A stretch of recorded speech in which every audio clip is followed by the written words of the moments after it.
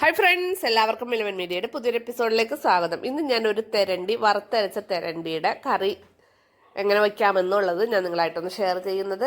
അപ്പോൾ നിങ്ങൾക്ക് എല്ലാവർക്കും അറിയാമായിരിക്കും, പക്ഷേ ഞാൻ ഇന്നൊന്ന് വെച്ചപ്പോൾ നിങ്ങളായിട്ടൊന്ന് ഷെയർ ചെയ്യാമെന്ന് വിചാരിച്ചു.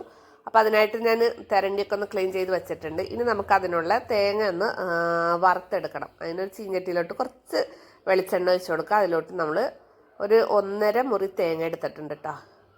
അപ്പോൾ ഒരു 3/4 കിലോളം തെരണ്ടി ഉണ്ടാവും. അതുകൊണ്ടാണ് അത്രയും തേങ്ങ എടുത്ത് അതിലോട്ട് ഒരു 5-6 ചുവന്നുള്ളിയും കുറച്ച് കറിവേപ്പിലയും കൂടി ഇട്ട് കൊടുത്തിട്ട് നമുക്കൊരു ലൈറ്റ് ബ്രൗൺ കളർ വരെ ഒന്ന് വറുത്തെടുക്കാം.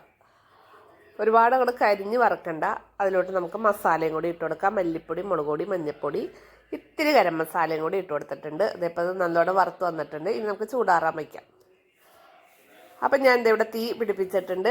തീ പിടിപ്പിച്ച് അതിൻ്റെ മുകളിൽ ഞാൻ ഉരുളി വെച്ച് കൊടുത്തിട്ട് അപ്പോൾ കുറച്ച് ദിവസം ഈ അടുപ്പൊന്ന് തീ പൂട്ടിയിട്ട് അതാണ് കത്താൻ ഇത്തിരി പാടുണ്ടായി.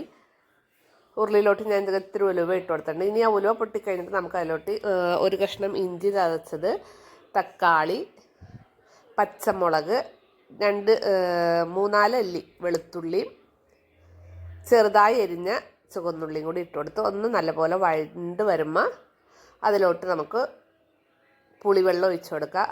കുടപ്പുളി വെള്ളത്തിലിട്ട് വെച്ചേർന്ന കേട്ടോ. ഇനി നമുക്ക് ഇതിലോട്ട് നമ്മൾ അരച്ച് വച്ചേക്കണം അരപ്പാൻ ഒഴിച്ചു കൊടുക്കാം.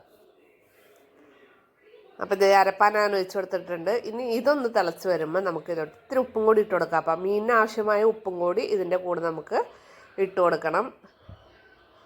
അപ്പം ഞാൻ കല്ലുപ്പാണ് ഇട്ട് കൊടുത്തേക്കുന്നത്. ഇത്രയും മതിയാക്കും. അപ്പം മീനിൽ അപ്പോൾ തന്നെ മീനൊക്കെ ഇട്ട് നല്ല പോലെ ഒന്ന് ഇത് തിളച്ച് വന്ന് കഴിഞ്ഞപ്പോൾ അതിൻ്റെ മുകളിലോട്ട് 2-3 തണ്ട് കറിവേപ്പിലയും കൂടി ഇട്ട് കൊടുക്കുക.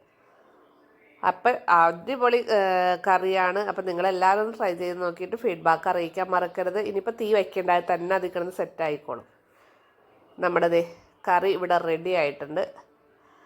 അപ്പോൾ നിങ്ങൾക്കെല്ലാം എൻ്റെ വീഡിയോ ഇഷ്ടപ്പെട്ടുവെങ്കിൽ ലൈക്ക് ചെയ്യാനും ഷെയർ ചെയ്യാനും സബ്സ്ക്രൈബ് ചെയ്യാനും മറക്കരുത്. അപ്പോൾ എൻ്റെ ചാനലിൽ നമ്മൾ തയ്യലിൻ്റെ വീഡിയോ ഇടുന്നുണ്ട്.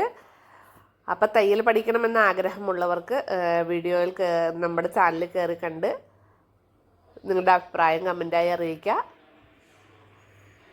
അപ്പോൾ നമുക്ക് അടുത്ത വീഡിയോയിൽ കാണുമ്പോൾ ബൈ ബൈ.